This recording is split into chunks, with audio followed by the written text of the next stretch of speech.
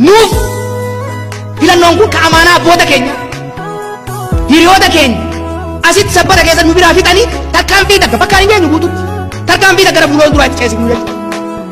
Kana akka yaadattaniif don't ever forget biyya kana keessatti waan nuti taane biyya kana keessatti waan Oromoon ta'e bineensi hin taane ilma namaatiif. ምናልባት አሁን ካነሱልኝ ሐሳብ ተነስቼ ኢትዮጵያ ውስጥ ጦርነት ይከሰታል ብሎ የሰጉ ወይም የእርስ በርስ ጦርነት አሁን ካለው የከፋ እርግጥ በሐሳብም ጦርነት ውስጥ ነን የሚሉ ሰዎች ስላሉ ማለት ነው ይኖራል ብለው ያስባሉ እንዴ? በጣም እንጂ የት አካባቢና በምክንያት ብለው ያስባሉ? ለምሳሌ ከትግራይ ጋር ያለው ሲቹዌሽን አንተ የትግራይ ተወላጅ ብትሆን ዛሬ ያለው የሚያስተዳድር ፓርቲ ሌት ተቀን ስለ ጦርነት ነው የሚያወራው። ባላንጣ የምትለው ኃይል በየቀኑ ስለ ጦርነት ነው የሚያወራው። እኔ ሰሞኑን ዶክተር ደብረጽዮን ኢንተርቪው አድርጋቸዋለሁ።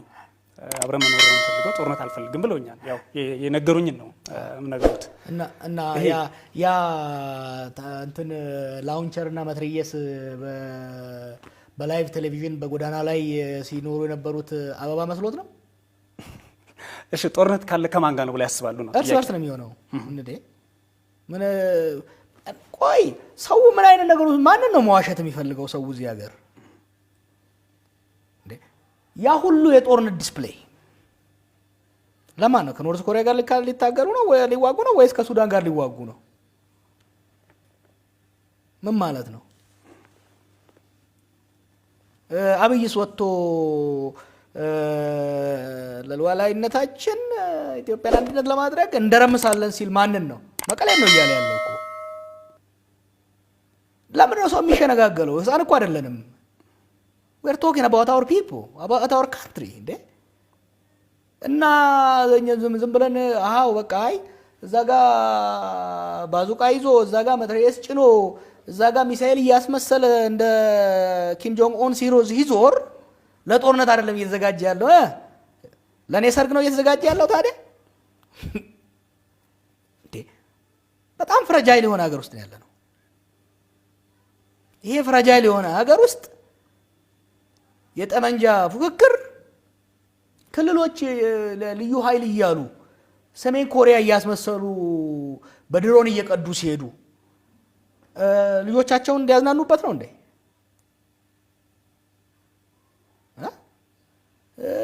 ስለዚህ ይሄ ውሸት ለምን አይቆምም? we care about our country።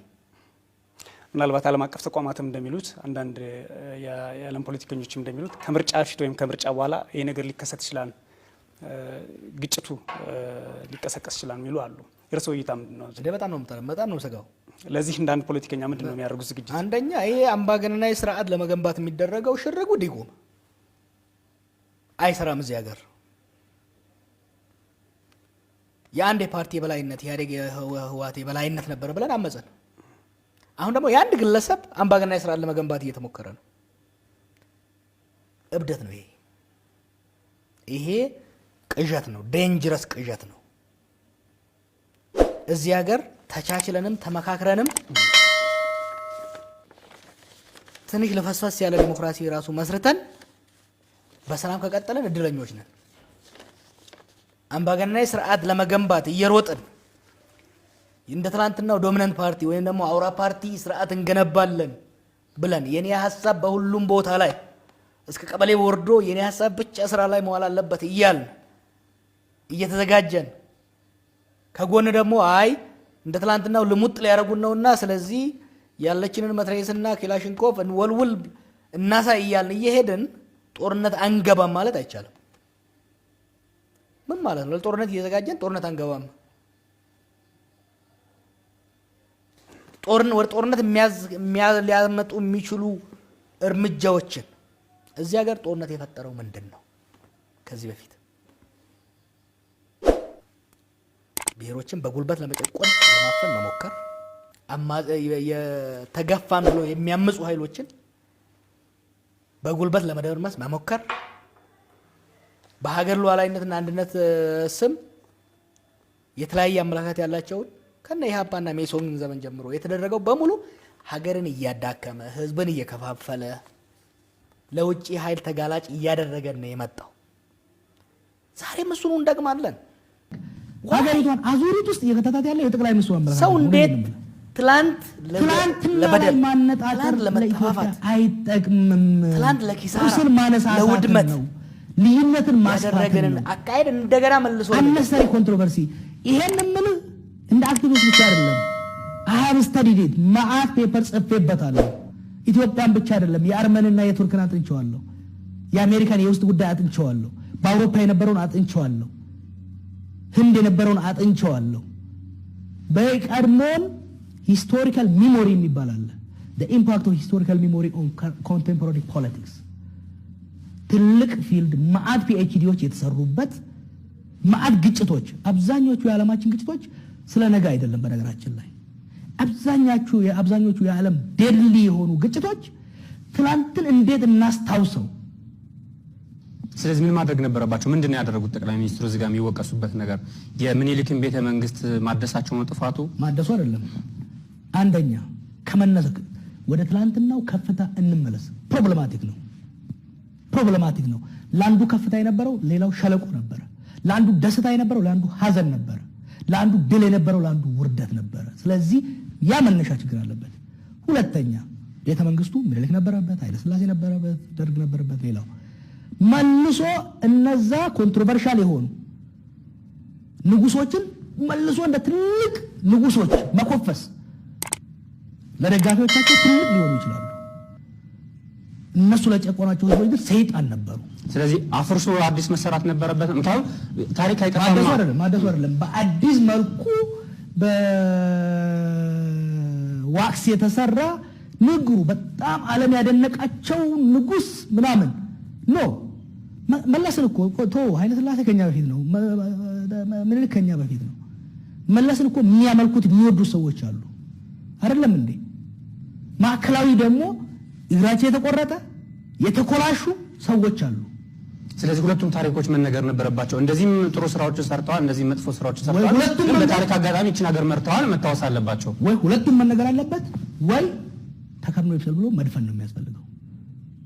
ምክንያቱም ኦሮሞ ውስጥ፣ ወላይታ ውስጥ፣ ሲዳማ ውስጥ፣ ሶማሊያ ውስጥ የኃይለ ሥላሴ ስም ሲነሳ የሚነሳው ጠባሳው እስከዛሬ ፍረሽ ነው። እዚህ ጋር ማዕከላዊን ላይ የነበረውን ሰቆቃ እየተናገርክ ማዕከላዊን እኮ የከፈተው ኃይለ ሥላሴ እኮ ነው። በምኒልክ ጊዜ በደርግ ጊዜ የቀጠለው እና ጠባሳችንን የህዝቦችን ጠባሳ መነካካት አያስፈልግም። ዓለም ላይ ዴድሊ የሆኑ ግጭቶች በሙሉ ነገን እንዴት እንጻፍ በሚለው ነገን እንዴት እናሳምር በሚለው አይደለም፣ ትላንትን እንዴት እናስታውስ በሚል የባልካን ጦርነት ብትወስደው የዛሬ 400 ምናምን ጦርነት ነበራቸው። የመጀመሪያው ዓለም ጦርነትም የሁለተኛው ዓለም ጦርነትም ከዚህ ጋር ተያይዞ ነው የተነሳው። ስለዚህ ሀገርን ወደ ጦርነት የትላንትናን የጦርነት የመገዳደልን ዘመን ከፍ አድርጎ ለማሳየት መሞከር ቁርሾችን በመቀስቀስ የተዳፈኑ እሳቶችን በመቀስቀስ ቁስልን ጠባሳን መልሶ በማቁሰል ወደፊት የባሰ ጦርነትን መጋበዝን ነው የሚያመጣው። ስለዚህ it's incredibly embarrassing። እኔ ኦሮሞ ስለሆነ አይደለም ጠቅላይ ሚኒስትሩ የምለው። በነገራችን ላይ ጠቅላይ ሚኒስትሩ ኦሮሞ ባይሆን ኖሮ አማራ ቢሆን ኖሮ አያደርገውም ነበር ይሄንን because it's dangerous። ስለዚህ እኛ ከዚህ ጋር ስለተያያዘ ብቻ አይደለም አኖሌ ይሄን ነው። አንደኛ the other side of the story መነገር አለበት። አሁን ቅድም ስትገልጽልኝ እኮ ኋላችን እያሰብን ቁርሾ መቀስቀስ አያስፈልግም ካሉ አኖሌ መገኘት ካሉ ለሌላ ሌላ ቁርሾ መቀስቀስ ነው። አንተ ከዚህ ከቀሰቀስክ እኔ ያኛውን ታሪክ መናገር ግዴታዬ ነው። አንተ ምኒልክን የምትኮፍሰው ከሆነ እኔ የሱ ወንጀል መናገር ግዴታዬ ነው።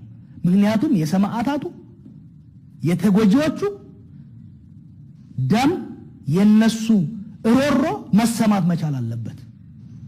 ምን ይጠቅማል? ልዩነት ከመፍጠር በስተቀር ምን ይጠቅማል? ኦኬ ልዩነቱ እንዲቀር ከተፈለገ ምኒልክን መኮፈስ፣ ኃይለ ሥላሴን መኮፈስ፣ መለስን መኮፈስን ዝጉት። ታሪክ ይጠፋላ።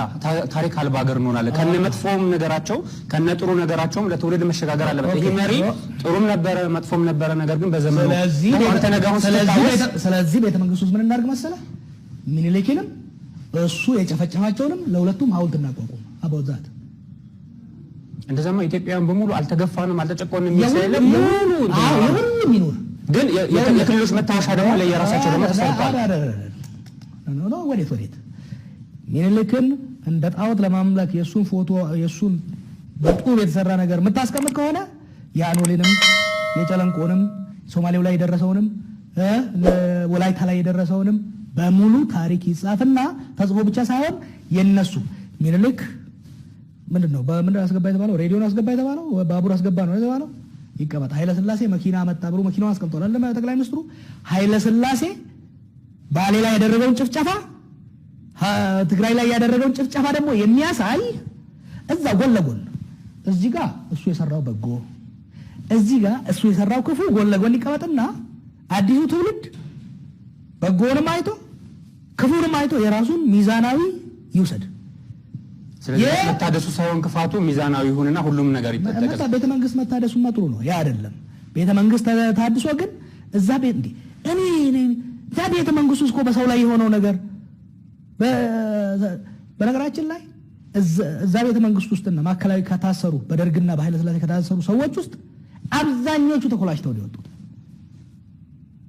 it is very emotional ዛሬ ያሉ እነዚህ ሰዎች አንድ ቀን ክብር ሳይሰጣቸው በተለይ ደግሞ ይሄ መንግስት ቤት ሞራሉ ነውና በይሄን የሚሰሩት ደርግ ያኮላሻቸው ወያኔ ያኮላሻቸው ኃይለ ሥላሴ ያኮላሻቸው አመራሮቻችን እኮ they are alive አንድ ቀን ክብር አልተሰጣቸው አንድ ቀን ለነሱ ክብር ሳይ ለሞቱ ተዋቸው አንወ ላይ ጨለንቆ ላይ ለተጨጨው ተዋቸው they are alive እኮ የኦነግ አመራሮች የመጫቱ ላማ አመራሮች ስንት ስቃይ ኃይለ ሥላሴ ያደረሰባቸው ያንን ስቃይ ተቋቁመው ታግለው ለህዝቦች የዛሬዋን ቀን ያመጡ አመራሮች ሳይወልዱ ልጅ የላቸውም የሚልኩ ዛሬ እኔና አብይ ልጅ አለን ኦኬ ልጅ አለን ምንልከው ልጅ የላቸውም አኮላሽተዋቸው ዛሬ እኔና አብይ በቪኤት እንዞራለን ይጨበጨበልናል ቲቪ ላይ ኦኬ እነኚህ ሰዎች ግን በላዳ ታክሲ በውይይት ታክሲ ነው የሚሄዱት ማን ዞር ብሎ ያያቸውም ህክምና የላቸውም ለነሱ ክብር መደረግ ነበረበት ለታጋዮቻችን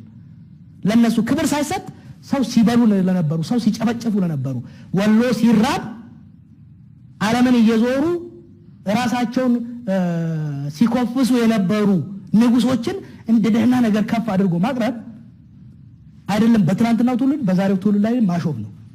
ስለዚህ እኛ አኖሌ በመሄዳችን መመስገን ነበር እንጂ ያለብን አሁንም አንድ ነገር ቃል መግባት እፈልጋለሁ ምኒልክን እስከሞገሱ ድረስ የሱ ወንጀል ፈልፍለን ትውልድ እንዲያውቀው እናደርጋለን። ኃይለ ሥላሴን እስከኮፈሱ ድረስ የሱን ወንጀል እዚህ ኃይለ ሥላሴ ዓለም ያደነቀው ንጉስ ሲባል ሶማሌዎች በአንድ ጉርጓድ 100 ምናምን የሚሆኑ ሽማግሌ ኡጋዞች ያለቁበትን ሄደው ሲያወጡ ነበር አጥንታቸው ነው we are going to do that ህዋቶች መለስን እስከኮፈሱ ድረስ በሱ አገዛዝ ውስጥ ያለቁትን የተኮላሹትን ያለ ልጅ የቀሩትን አውጥተን እናሳያለን። ምክንያቱም የጭቁኑ ህዝብ የምስኪኑ ህዝብ የቪክቲሙ ስቶሪ